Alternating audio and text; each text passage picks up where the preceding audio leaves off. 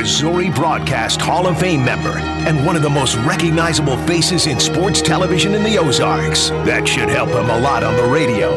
Back where he belongs, hosting the Sports Reporters. Ned Reynolds on your total sports station. 96.9, 99.9, and AM 1060 ESPN. The Jock.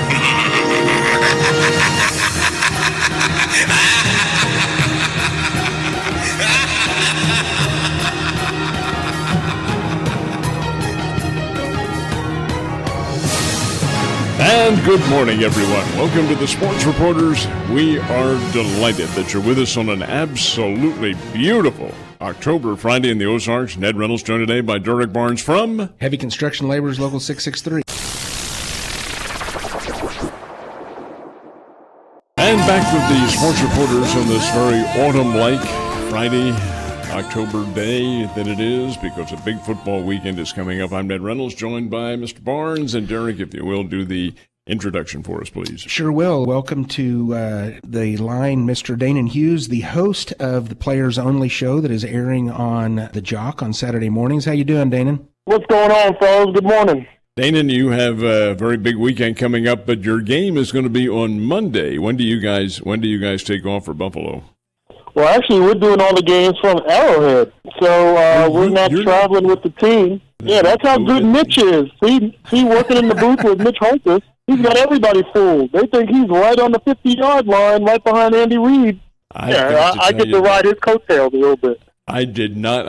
I knew they did that in baseball, but I didn't know they were doing it in football too. So you're at Arrowhead watching the game and calling it from the TV screen? Yes, we're both there. We got a couple of monitors, three monitors right in front of us, and we get the all 22 and all 28 feed so we can see the officials, and then we just go at it. So yeah, it's been fun. It's been different. I'm comfortable with it because that's Big Ten Network in baseball for the past, 4 or 5 years, maybe even longer. So it's not abnormal to me. I didn't think going into the season I didn't think it would be possible to do football like that just because it's so much faster and there's so many other intangibles and other aspects of the game that you're paying attention to, whether it's wind or substitution patterns, injuries, interactions on the sideline that you may not be able to see through the monitor, but you can see if you're in the booth. So, yeah, it's a different dynamic, but it's great to hear that people think we're on site. So that must mean we're doing a pretty solid job. All right, let's cut to the chase here and find out a little bit about your thoughts on Le'Veon Bell now being a Kansas City Chief. What was your first reaction to that, and what's your mindset now? One, Andy Reid has always been a strong supporter of a 1-2 punch in the backfield. You go back to his days in Philadelphia. He had Deuce Staley and Brian Westbrook and LaShawn McCoy. He always had a 1-2 punch, never putting the brunt of the weight on any one guy's shoulder. Even when we had Kareem Hunt here, we had Spencer Ware coming back. So, I just see it as the norm, and also just having another bullet in your arsenal. You have another opportunity for big plays to be made, more creativity. You guys have heard me reference Andy Reid as like a mad scientist of offense, that he probably wakes up in a cold sweat thinking of all kind of creative things he can do with an offense and motions and misdirections and so on. And now you have a situation where you can have Clyde Edwards-Helaire and Le'Veon Bell in the backfield at the same time. So, yeah, I think there's some creativity that you can have with this offense, adding another weapon like that, and just getting better. And, Clyde Edwards-Helaire had a lot thrown on his shoulders. I think he's done a really good job, but no preseason game, no mentor, true superstar or, veteran mentor in that running back room to kind of help him through some things, help him grow, not just for this year, but next year. And Le'Veon Bell, he's got a lot to prove as well. He can show that he can be an asset to any team, a veteran asset to any team, a playmaker for any future team, and also show that he still has it and he can mentor young guys. Would you suppose that Bell, does he still have enough in the tank to carry him through for the rest of the season?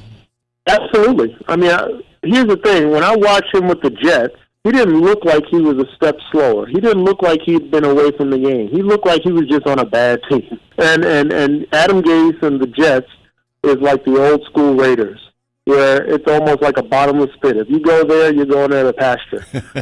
And now you get a little resurrection right now where you not only get a chance to go to another team, but you get a chance to go to a Super Bowl defending, potentially, two-peat or repeat guy, a team in the Super Bowl, and that's chosen or picked to do so. So this team, I'm sure Le'Veon is looking at it like, man, this looks like what I used to experience with the Steelers, with Big Ben Roethlisberger and Antonio Brown and Martavis Bryant, and weapons after weapons after weapons all over the field. And I think he'll be much more comfortable here being amongst other stars than being on a really bad team and being basically the only star.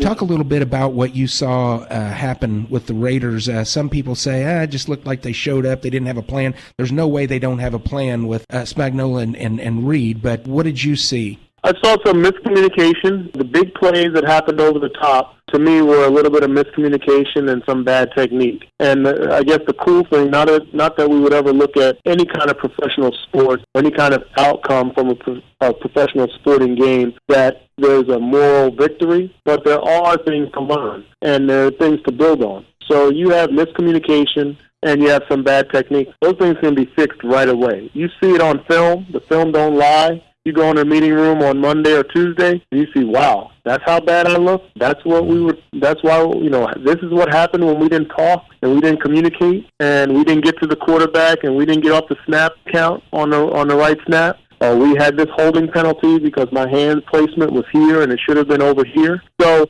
I think the Raiders played pretty much close to their best game, and the Chiefs probably played very close to their worst game. And we still only lost by 8 points. I think it's a wake-up call. It's one of those things where because we had beaten them 10 out of 11 times, they hadn't beaten us in Arrowhead since, 2012 or 13. And I wouldn't say they overlooked them, but I don't think that the Raiders, and this is really credit to John Gruden and the Raiders, they didn't fold like they usually do. So this could be that kind of wake-up call that, hey, everybody's coming for you. They're going to bring their A game. They are looking at, like the Raiders, I think they felt like they won the Super Bowl. They did a victory lap around Arrowhead in Week 5. I mean, like how juvenile can you really get in regards to, and knowing that you have to play that same team again? So, yeah. They only did that because the first 6 rows were marked off. They probably wouldn't have done that if they'd had that. They probably, you know what, they did that because they probably couldn't figure out how to get out of the parking lot. That's what it was.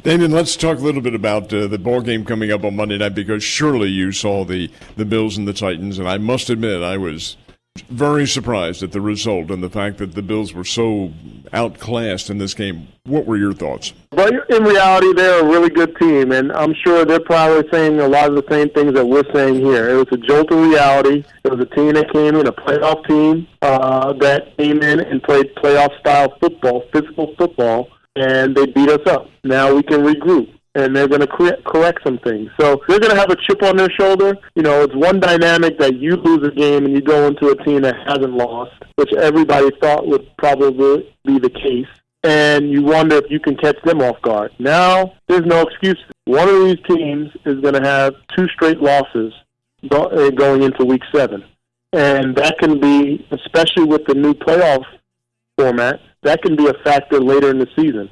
We appreciate you, as always. We'll do it again next week. Is that all right? Yeah, no problem. I love being on with you guys. Appreciate the time as well. It's great chatting with you guys and Ned and everybody else. And, get me back on whenever you want. Always a pleasure to welcome on Fridays Coach Chuck Hepola from the Evangel University Crusaders, who I'm sure is in a much better frame of mind today, having come up with a nice, very, very nice win over Clark. Coach, thank you for taking time to visit with us today. Yeah, my pleasure. Thanks for having me.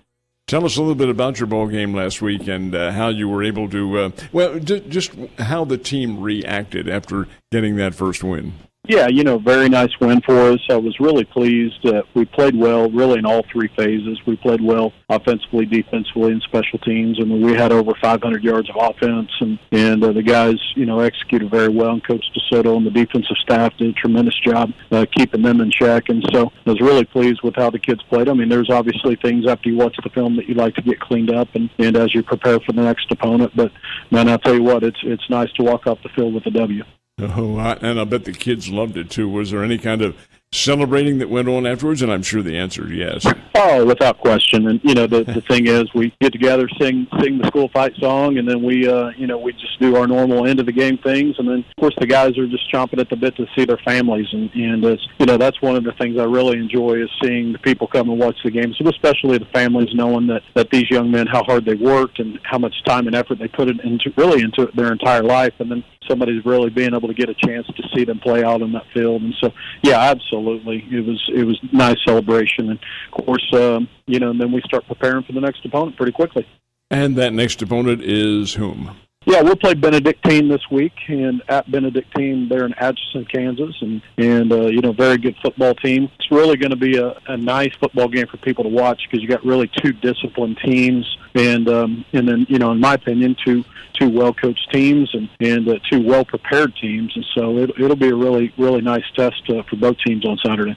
As far as the standing in the South is concerned, where is Evangel right now? Well, nobody's played South Division play yet. So this is the first week of South Division play. So really all things are equal for each team. So that's why this week is such a vital week because you start playing playing really your side of the bracket, so to say. Who are the other teams in the South Division beside you and Benedictine?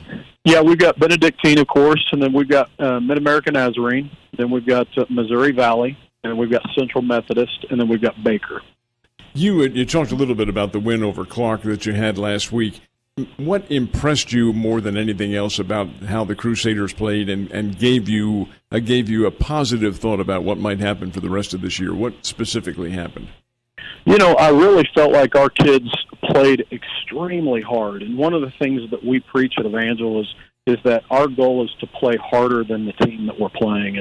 And our kids, I mean, they just played fast and they played hard and they did that for literally all four quarters. And so anytime you can get your team to do that, you're always going to have a chance to win. So when I saw that on film, I even talked to our team about that on Monday. I said, you just played harder. And then also we had the least amount of mistakes. So, a typical football game, you look at, there's 5 or 6 different plays that in that game, if you were to replay those plays and you would change the outcome, the opposite team could potentially win the game. Mm-hmm. And so we actually made, in my opinion, the least amount of mistakes. We obviously had less turnovers than they did. We had less penalties than they did, and probably just a little bit more discipline. And so obviously a little bit of the discipline there and how hard our kids worked. And it's really good to see that on film and knowing that you're going to give yourself a chance to win if you can do those things. But in watching the video of Benedictine, the Ravens, who you're going to play this weekend, what do you see in that team? Obviously a well-coached team, but what in particular do they do well? Yeah, very disciplined team. I would compare both teams the same in that they're a very fundamentally sound team. I feel like our team is as well. And in referencing to our team, well, those are the same things I see from Benedictine and teams that have consistently won over the years. They're generally that way. They're going to be disciplined. They're going to make very few mistakes. And Benedictine is a team that's example of that. I mean, they've got coaches that have been on that staff for 30-plus years together. And so I'm not going to say they've got it completely figured out because in the sport of football, I don't think anybody's got it completely figured out. We're always trying. We're always trying to get it figured out. But they do a great job of getting their kids in position to be successful. And that's what we talk about our staff. I say, hey, listen, let's teach them fundamentals. Let's have a great scheme. Let's have a solid scheme. But now let's put them in position to be successful, and then let's just let them go out there and make plays. Coach, much good luck to you against Benedictine. It'll be a lot of fun. At least we hope it is for Evangel, and we'll look forward to your visit next week, okay? Yes, sir. Thank you very much. Take care.